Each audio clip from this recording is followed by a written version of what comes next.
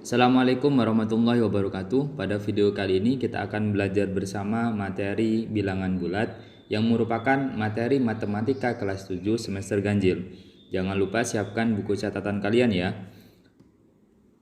Pada video kali ini diharapkan kalian bisa memahami pengertian bilangan bulat, yang kemudian membandingkan bilangan bulat, yang ketiga mengurutkan bilangan bulat, dan yang keempat contoh soal penalaran yang berhubungan dengan bilangan bulat. Pertama, pengertian bilangan bulat. Pada jenjang SD, kalian sudah mengenal bilangan asli atau dilambangkan dengan N besar ya, yang mana terdiri dari angka 1, 2, 3, 4 dan seterusnya. Kemudian ada bilangan caca, yang mana terdiri dari bilangan asli dan angka 0. Jadi bilangan caca anggotanya adalah 0, 1, 2, 3, 4, dan seterusnya. Pada bilangan bulat atau yang dilambangkan dengan huruf Z, terdiri dari 3 bilangan bulat, yaitu bilangan bulat positif, angka 0, dan bilangan bulat negatif. Atau bisa diartikan bilangan bulat adalah bilangan yang merupakan gabungan dari bilangan negatif, bilangan 0, dan bilangan positif. Angka 0 sendiri itu bukan merupakan bilangan negatif ataupun bukan bilangan positif, tapi angka 0 di sini berdiri sendiri. Ya. Jadi bilangan bulat itu ada 3. Ada bilangan bulat negatif, angka 0, dan bilangan bulat positif. Bilangan bulat biasanya dituliskan dalam suatu garis bilangan. Ya, di sini suatu garis lurus. Kita tulis bilangan bulatnya. Yang pertama angka 0 ya. Kemudian untuk bilangan positif kita tuliskan di sebelah kanan angka 0. Jadi angka 1, kemudian 2, 3, 4 dan seterusnya ya. Kemudian di sebelah kiri angka 0 itu merupakan bilangan negatif. Mulai dari negatif 1, negatif 2, negatif 3, negatif 4, dan seterusnya. Pada garis bilangan ya, makin ke kanan suatu bilangan maka nilainya semakin besar, sedangkan makin ke kiri suatu bilangan nilainya semakin kecil. Bisa kalian perhatikan di sini,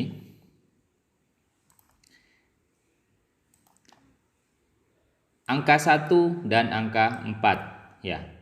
Lebih besar mana? Tentu lebih besar angka 4. Maka pada garis bilangan angka 4 letaknya lebih kanan dari angka 1.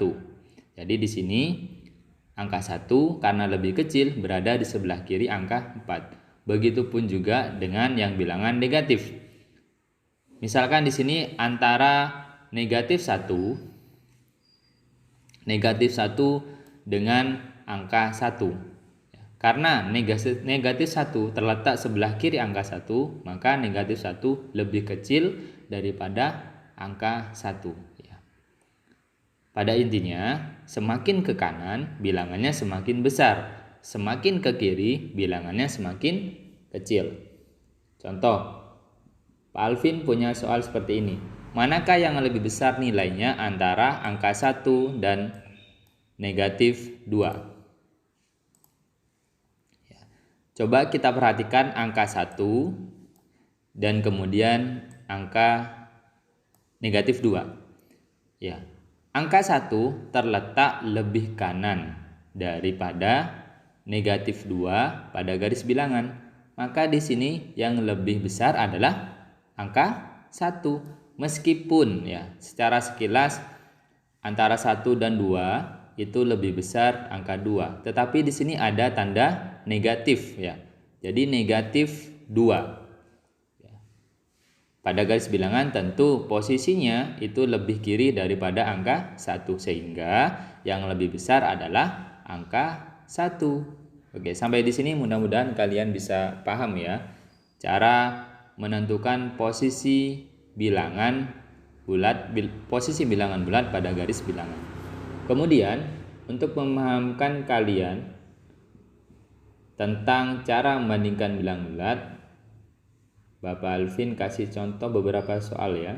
Di sini ada 4 soal ya, yang mana tentukan tanda yang tepat, kurang dari atau lebih dari, atau di sini lebih kecil atau lebih besar untuk membandingkan kedua bilangan berikut. Pertama, 345 kita bandingkan dengan 97. 345 angka ratusan, 97 angka puluhan. Tentu 345 itu lebih besar daripada 97. Oke, next. Yang kedua, 6.515 dibandingkan dengan 6.532 ya. Meskipun di sini angka ribuannya sama-sama angka 6 ya. Kemudian ratusannya juga sama-sama angka 5, tetapi kita perhatikan di sini angka puluhannya. Di mana di sini 32, yang sini 15. Tentu lebih kecil 15. Maka bisa disimpulkan 6.515 lebih kecil daripada 6.532. Berikutnya, di sini ada negatifnya ya. Negatif 98 dibandingkan dengan 0 ya. Coba kita bayangkan negatif 98 dan 0 pada suatu garis bilangan ya. Dengan catatan ini, pada garis bilangan makin ke kanan suatu bilangan nilainya semakin besar, makin ke kiri suatu bilangan nilainya semakin kecil. Kita tuliskan dulu angkanya pada garis bilangan. 0. Sebelah kanan 0 ada angka 1, angka 2 dan seterusnya. Sebelah kiri 0, negatif 1, negatif 2 dan seterusnya sampai negatif 98. Sekarang coba kita perhatikan negatif 98 dan angka 0 ya. Di sini negatif 98 posisinya lebih kiri daripada angka 0, atau negatif 98 letaknya sebelah kiri dari angka 0. Maka di sini kesimpulannya adalah tentu negatif 98 lebih kecil daripada angka 0. Kemudian yang terakhir sama-sama negatifnya ya. Negatif 158 dibandingkan dengan negatif 190. Kita kembali ke sini ya. Setelah negatif 98, kalau kita teruskan ke kiri, maka nanti sampai ketemu negatif 152.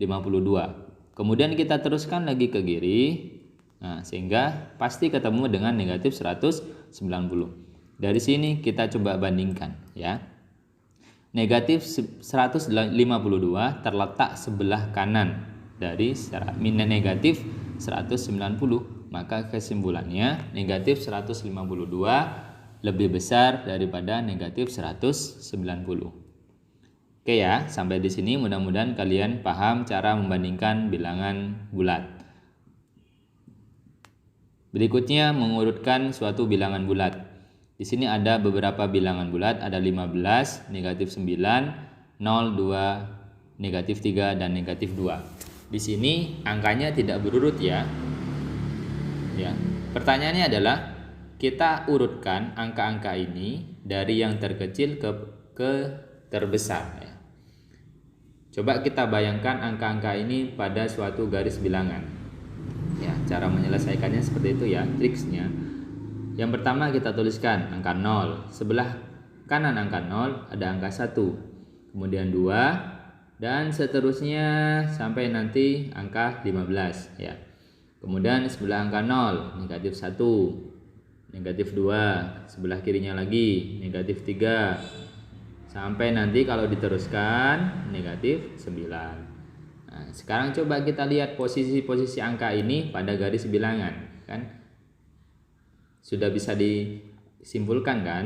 Kalau kita urutkan dari yang terkecil ke terbesar, maka urutan pertama adalah negatif 9, kemudian negatif 3, negatif 2, kemudian 0, kemudian 2 dan 15. Maka kalau diurutkan negatif 9, negatif 3, negatif 2, 0, 2, 15 dari terkecil ke terbesar. Kalau terbesar ke terkecil tinggal kita balik saja. Sampai di sini bisa dipahami ya. Kemudian ini ada contoh soal penalaran ya. Diketahui bilangan X, Y, Z. X-nya adalah 1, 2, 3 ABC, Y-nya 4, 5, 3 DF, Z-nya 9 ABCD. Jika setiap huruf pada bilangan tersebut berupa suatu angka, urutkan bilangan tersebut dari yang terbesar. Apa maksudnya berupa suatu angka? Jadi ABC ini ada nilainya yang berupa angka. Berapa angkanya? Ya random saja, berapapun ya. DF pun juga sama, ABCD pun juga sama. Kemudian kita urutkan angka-angka ini. Gimana cara menyelesaikannya ini? Sekarang begini. Kita lihat. Bilangan X itu terdiri dari 6 angka atau 6 digit ya. Bilangan Y juga terdiri dari 6 angka atau 6 digit. Bilangan Z terdiri dari 5 angka juga atau 5 digit ya.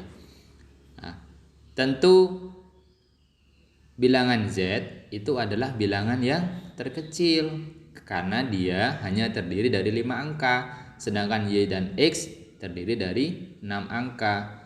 Nah, berikutnya kita bandingkan X sama Y, kira-kira mana ya yang terbesar? Coba perhatikan. Ini kan sama-sama 6 angka. Perhatikan angka pertama ya, pada bilangan X dan Y. Pada bilangan X angka pertamanya 1 ya. Ini kan bilangan ratusan ribu. Angka pertamanya 1. Y juga sama, bilangan ratusan ribu. Angka pertamanya 4. Tentu yang paling besar adalah angka 4 ya. Maka di sini sudah bisa disimpulkan bilangan yang terbesar ke terkecil kalau diurutkan adalah Y, X dan Z. Sampai di sini bisa dipahami ya anak-anakku semuanya. Oke, untuk lebih memahamkan kalian, ini ada tugas ya dari Bapak Alvin, silakan kalian kerjakan di buku catatan kalian masing-masing. Jangan lupa tulis nama, kelas, dan kemudian silakan dikirimkan ke Google Classroom. Bapak tunggu ya 3 hari setelah tugas ini diupload atau Bapak share di Google Classroom ya. Ada 2 soal. Yang soal yang pertama tinggal kalian mengisi titik-titik yang disediakan ini dengan lebih kecil atau lebih besar. Kemudian yang soal nomor 2, di sini ada 4 bilangan.